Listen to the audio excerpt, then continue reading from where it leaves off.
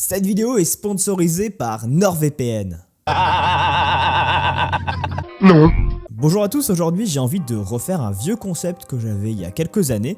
C'était Rap Planet, une émission qui parlait du rap à travers le monde. J'avais fait un premier épisode sur la Chine et j'ai envie de dépoussiérer un petit peu cette émission et de vous proposer cette fois-ci une émission sur la Russie. La Russie, elle a un rapport assez particulier avec le rap. À une époque, la Russie, c'était l'Union soviétique, l'URSS, et ils n'avaient pas de super rapport avec le reste du monde. Faut savoir qu'avant les années 90, il n'y avait pas de rap en Russie. Ce genre d'expérimentation n'existait pas et personne ne se tentait à faire du rap, ni même savait que le rap existait puisque c'était une dictature fermée. Donc tous les autres courants culturels ne passaient pas tout simplement parce que, il y avait un embargo sur les produits culturels américains. Je pense que vous le savez, mais le hip-hop est originaire des États-Unis, donc c'est normal qu'il y ait une petite réticence de la part de l'URSS d'amener ce concept-là dans son pays. Pour la simple et bonne raison qu'on était en pleine guerre froide, confrontation des deux blocs, je pense qu'on l'a tous vu en histoire, une période assez mouvementée, assez tendue, et il faudra attendre la fin de l'URSS en 1991 pour voir les choses commencer un petit peu à bouger.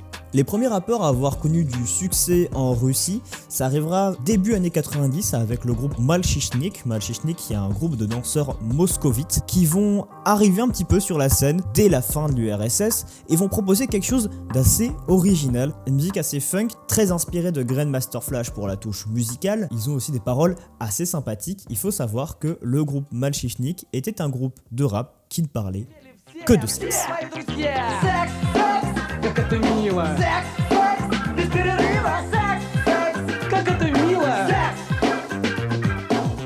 Le morceau qu'on va d'écouter à l'instant, il s'appelle Sex Bez Preneridza, ce qui veut dire sexe sans interruption.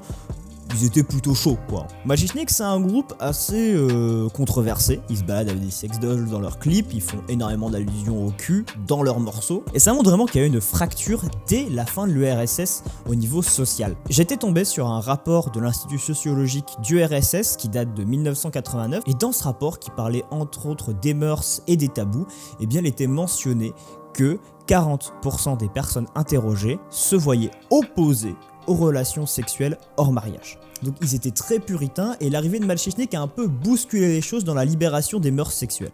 Malchichnik, aux côtés des groupes comme Bad Balance ou Legalize, ils vont complètement démocratiser le rap en Russie, ils vont le rendre plus accessible en s'inspirant de ce qui se faisait en hip-hop US des années 80, donc quelque chose de très funk, d'assez joyeux, et ça va changer au début des années 2000, on va laisser complètement de côté l'esprit un peu funky pour arriver sur des rappeurs plus provocateurs, plus violents, avec plus de poigne et de caractère, et c'est ça qui va forger ensuite le hip-hop moderne en Russie.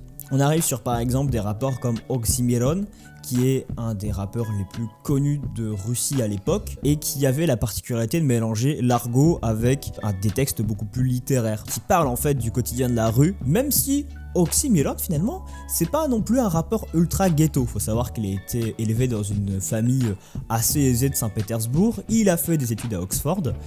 Et quand il est arrivé sur le marché du travail en Russie, les employeurs ont dit qu'il était surqualifié. Oxymiron, il décide de s'investir dans le rap dès 2008 et il va devenir une figure de proue du rap en Russie. Il va inspirer énormément de rappeurs comme Skryptonite par exemple plus tard. Et c'est un rappeur fondateur dans... Ah oui, il y a mon chat qui saute, qui fait le con. Et Oxymiron est encore considéré à l'heure actuelle comme l'un des rappeurs les plus talentueux de Russie.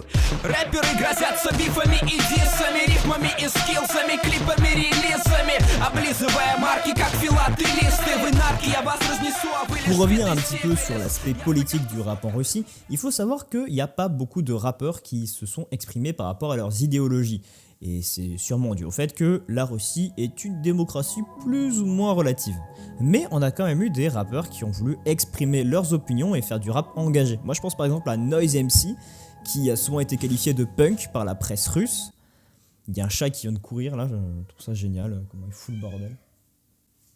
Et qui a énormément traité de faits divers politiques dans ses morceaux. Notamment un certain accident de la route impliquant le vice-président de Lyukol en 2010. Lukol, c'est une des entreprises les plus importantes en Russie dans l'exportation de gaz et de pétrole. Pour le rappel des faits, puisque ça n'a pas forcément été beaucoup traité dans la presse internationale, mais ça a fait un sacré écho en Russie, et bien en 2010, 2 femmes avaient trouvé la mort dans un accident de la route des suites d'une collision avec la Mercedes d'Anatoly Barkov, vice-président de Lukol. Il faut savoir que l'homme il a été suspecté d'excès de vitesse, il a tout nié, il a dit que c'était de la faute de sa voiture et que les 2 femmes étaient responsables puisqu'elles se trouvaient sur son chemin. La défense judiciaire en Russie, toujours un grand moment d'égalité, de démocratie, de partage, de bon sens aussi finalement. Et heureusement, Noise MC a décidé de s'opposer, tournant en dérision les propos d'Anatoly Barkov.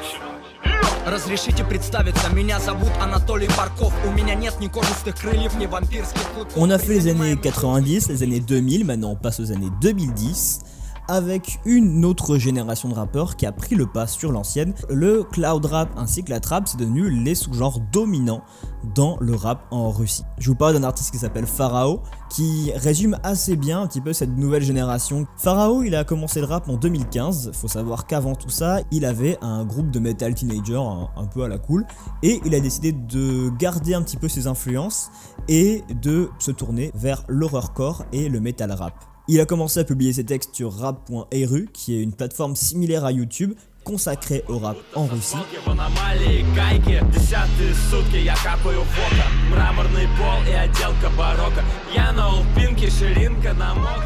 Alors on va vite fait parler de l'horrorcore parce que c'est quand même un sous-genre assez dominant dans le rap en Russie. L'horrorcore, c'est très inspiré du métal comme je viens de l'expliquer, et c'est souvent des textes qui font référence au satanisme ou au meurtre. Des choses assez sympathiques qui donnent très souvent la joie de vivre, et on peut ajouter à ça des thèmes récurrents, du sexe et de la drogue. L'horrorcore est présenté par Entertainment Weekly comme un mélange parfait entre le rap hardcore et le metal. On peut comparer ça par exemple au death metal dans l'idée d'avoir une ambiance lourde, pesante et toujours dans l'optique de pousser les instruments toujours plus loin. Pharao du coup il représente assez bien l'horrorcore en Russie, il donne un aspect assez horrifique à ses textes, à ses clips, et à côté de ça il a toujours cette dynamique un peu trap qui est toujours une composante assez importante du rap là-bas. Je peux aussi vous parler de Tatarka qui a commencé vers 2016-2017, qui fait maintenant partie de Little Big et qui pareil a un style en même temps tourné vers le cloud rap et la trap, qui a été l'une des premières femmes rappeuses en Russie reconnue et médiatiquement suivie. Son morceau Altin il représente bien ce délire un peu planant du cloud rap.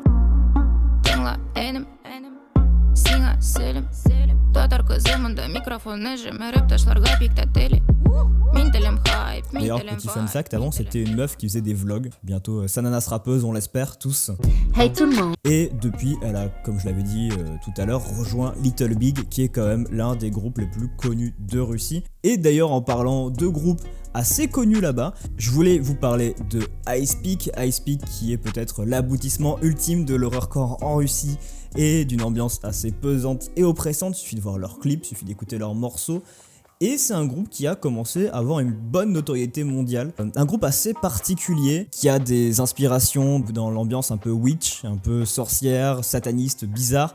Et en même temps, ça fait plaisir d'avoir un petit renouveau qui s'est mis en place avec une esthétique assez visuellement prenante, en même temps un peu dégueulasse, et en même temps je trouve que c'est assez génial d'avoir des rappeurs qui osent un petit peu pousser les concepts de l'horrorcore et les concepts de l'imagerie fantastique sombre beaucoup plus loin.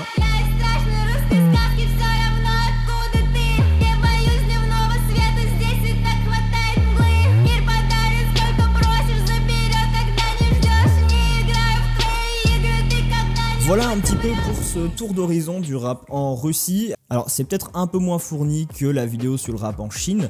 Malgré tout, c'est vrai qu'en Chine, il y avait aussi énormément d'artistes qui, eux, avaient des inspirations traditionnelles dans la composition instrumentale de leurs morceaux.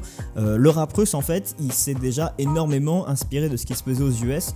Ils ont apporté une patte spécifique, une patte plus sur l'esthétique. Mais je pense que le rap russe, quand même, s'est bien installé. Je me souviens par exemple de Lorenzo qui avait fait un feat avec Tommy Cash, qui est estonien. Mais il suffit d'aller encore un tout petit peu peu à l'est et je pense que d'ici quelques années, il y aura peut-être un peu plus de featuring entre des rappeurs français et des rappeurs russes. En tout cas, merci à tous d'avoir regardé cette vidéo, j'espère qu'elle vous aura plu. Vous pouvez vous abonner, vous pouvez partager, vous pouvez liker le contenu si ça vous a plu. D'ici là, moi je vous dis à une prochaine fois et bisous.